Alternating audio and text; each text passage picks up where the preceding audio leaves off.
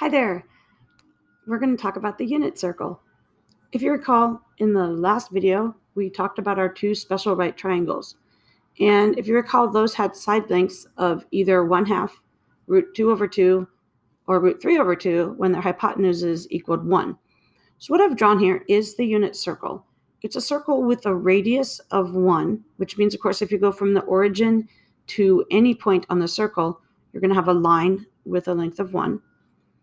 So we have a unit circle with a radius of 1, and I pre-populated it with those side lengths, right? 1/2 is 0.5, root 2 over 2 is 0.7, root 3 over 2 I think is 0.8 something. Okay, so here's how the unit circle works. Let's say that we decide to draw a line with an angle of 45 degrees, or pi over 4, from the origin to the end of this, to the edge of the circle.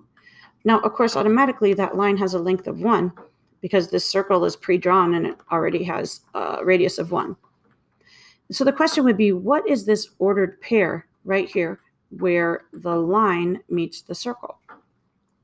And it turns out that, remember that this right triangle has, if you have a 45-degree angle here, your sides are root 2 and root 2. So if I put this here, you see this side kind of leads us to this x, and we can also see the y value, right? Just by, knowing how to read ordered pairs. But if you think about it this way, across the bottom here, we already have agreed that the length of the bottom side of a right triangle, 45, 45, 90, is root 2 over 2. And the height of it is also, the other leg of it is also root 2 over 2. So that's going to create the ordered pair for us of root 2 over 2.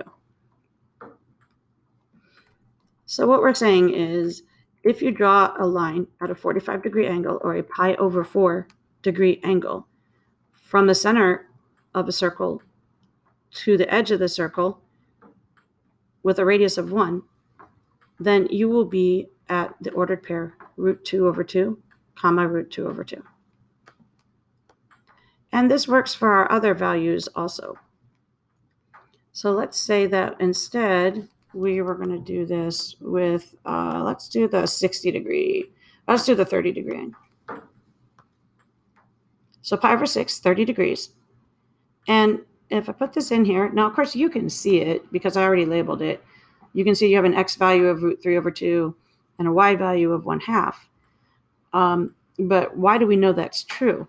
Well, if you think about it, when you go to look for your x and y values, you are actually like creating a 90-degree angle every time that you look for an ordered pair to go with a point.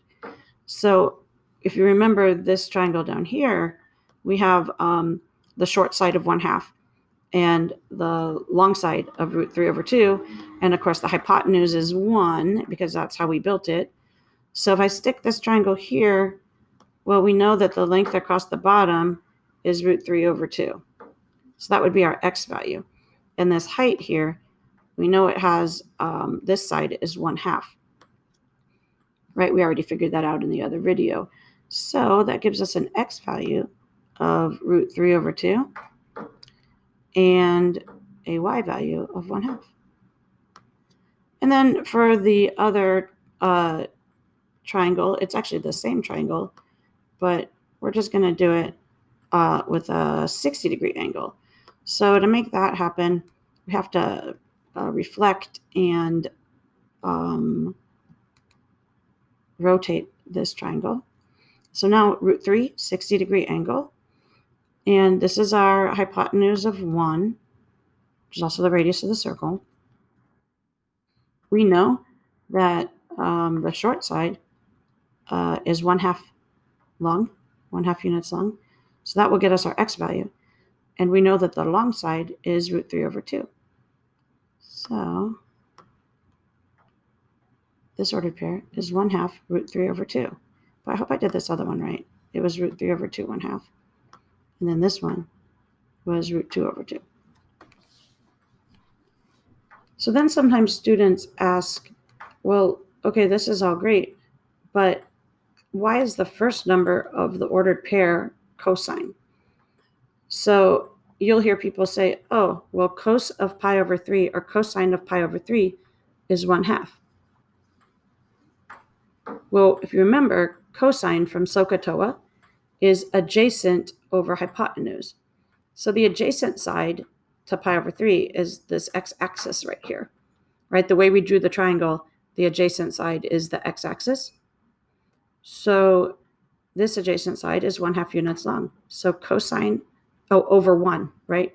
1/2 over 1. So cosine of pi over 3 is 1/2 over 1, adjacent over hypotenuse, or 1/2.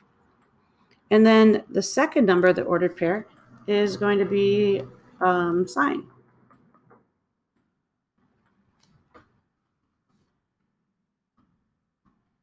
And why is that? Because if you recall, when we learned sine from SOHCAHTOA, sine is opposite over hypotenuse. Well, this opposite side of the 60-degree pi over 3 angle is 3 over 2 units tall. So opposite over hypotenuse, 3 over 2 over 1, gets us root 3 over 2. So that's why the cosine is always the first number, because it's adjacent over hypotenuse. And in each of these triangles that we put up here, the adjacent is always the x-axis, right? So this one, the adjacent side is the x-axis. So that gets us root 2. The opposite is the y-axis.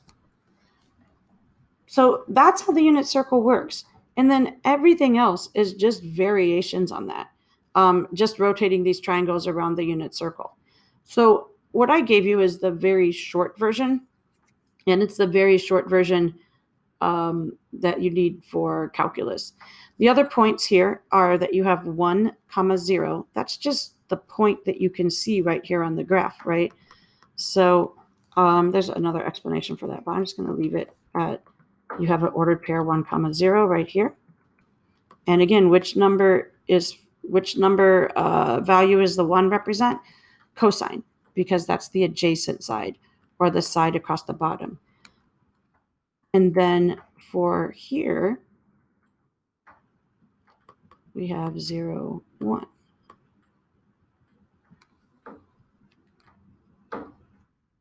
So this would be an angle of 0. So when you have an angle of 0, your cosine is 1 and your sine is 0. When you have an angle of 90 degrees, right, straight up and down here, 90 degrees, then you have a cosine of 0 and a sine value of 1. Then over here,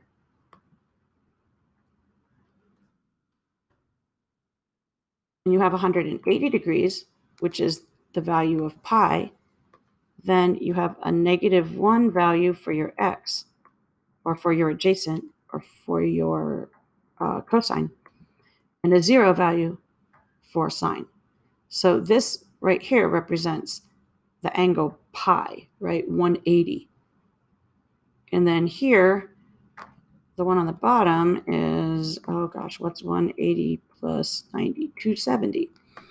So if you have 3 pi over 2, then here you have 0 for cosine and -1 for sine.